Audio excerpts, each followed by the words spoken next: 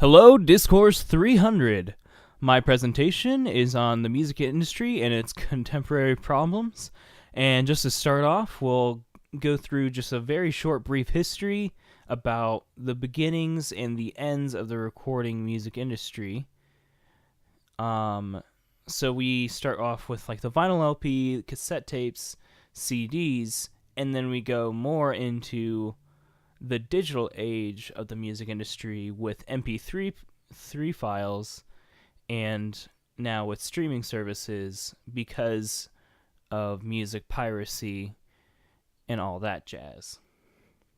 So, the music industry has a ton of problems and not as magnificent and or organized as it used to be in a community level and an international level in the digital age we live in by its transition into the digital age, assessing streaming services and entrepreneurship in the industry. So with the transition, it was very different as compared to physical sales and digital sales, where obviously physical sales were going down and digital sales were going up. So, for example, the International Federation of the Phonographic Industry have gathered specific statistics to back up that in most first world countries the digital music sales outweigh the physical. From the United States, its revenue in 2014 and total music sales accumulate to $4.9 million. Its digital sales make up roughly 71% of that and only 26% of being physical. So with all that, there's also the problem that streaming services have. So with Spotify, the Wall Street Journal gives a specific insight on how much each play is. So for Spotify Premium users, each play is about 68% of a cent in royalties, and a single play from people who have Spotify free was worth an average of about a 14th of a cent. And this is a problem because artists and record labels can't get enough revenue from this just from that statistic alone. There's also the same problem with YouTube, where the IFPI also claims that with 800 million music users, YouTube is paying little more than $1 per user for the entire year. So with all this international streaming services going around and how it's not really helping the music industry a whole lot, what about locally? So, for example, in Kansas City, we have a ton of wonderful venues. We have the Kauffman Center, we have the Sprint Center, we have a whole bunch of types of different venues. So there's a recording studio in Westport called 825 Studios.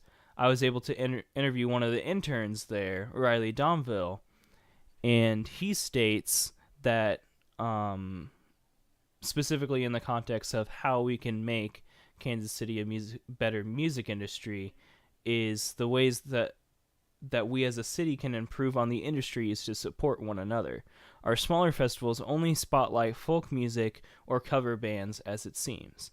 There is so much local talent everywhere, and organizers of these events are sometimes oblivious. Booking a mixture is better than the same thing over and over. And really what the problems are is it's a really small music scene, and no one's really supporting each other besides the same acts, just kind of jazz musicians, indie rock artists, just nothing with a whole lot of originality. And if we can collaborate with a whole bunch of different artists in Kansas City, we can fix that. And with record labels, talking about earlier whenever I was talking about streaming services, because of streaming services and music piracy, it really hinders record labels as a whole from making money, because with that, major record labels have declined in business, with the number of major labels falling from 6 to 3, and tens of thousands of job losses, and a dramatic decline in the number of acts signed to major labels. So with this, now the artists have to come up with their own independent way of making money. So with this, they need to develop a bunch of business and entrepreneurship skills. Using social media is a great outlet for getting connections. And social media alone cannot land someone a job in the music industry, but it does certainly help. And because of that, it's generally used nowadays to enhance networking opportunities, a good general starting point for musicians, and it's to increase the number of people in their social circles who are active in early music. So with that, we now know a bunch of the problems with the music industry, whereas the transition into the digital age, entrepreneurship and business, and also with more local problems from Kansas City and the lack of support of those artists. So what we can do as a whole internationally is support each other, use social media, get connected with everybody, find out a way to make it so the music industry can strive with still using these streaming services, because it is certainly convenient for the audience and their needs for music, but it's not entirely convenient for the artists. And one way we could start right now is by supporting those artists, especially smaller artists, by buying their albums on other streaming services like Bandcamp, for example, buying their merchandise, going to their concerts, things like that.